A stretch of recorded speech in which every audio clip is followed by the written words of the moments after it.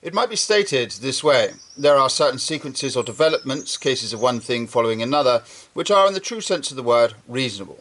They are in the true sense of the word necessary.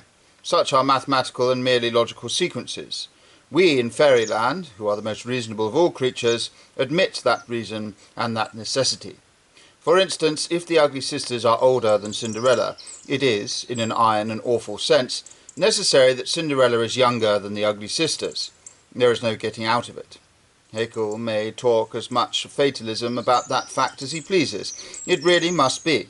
If Jack is the son of a miller is the father of Jack. Cold reason decrees it from her awful throne. And we in Fairyland submit. If the three brothers all ride horses, there are 6 animals and 18 legs involved. That is true rationalism, and Fairyland is full of it. But as I put my head over the hedge of the elves and began to take notice of the natural world, I observed an extraordinary thing. I observed that learned men in spectacles were talking of the actual things that happened, dawn and death, and so on, as if they were rational and inevitable. They talked as if the fact that trees bear fruit were just as necessary as the fact that 2 and 1 trees make 3. But it is not.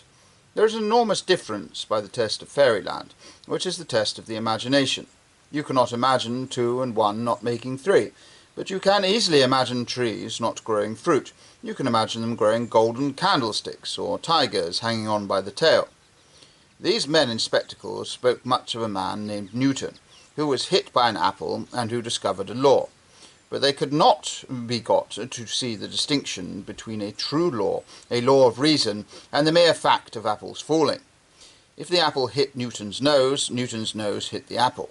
That is a true necessity.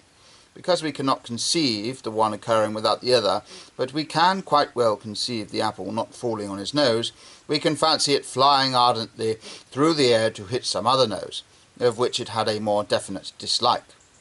We have always in our fairy tales kept this sharp distinction between the science of mental relations, in which there really are laws, and the science of physical facts, in which there are no laws, but only weird repetitions.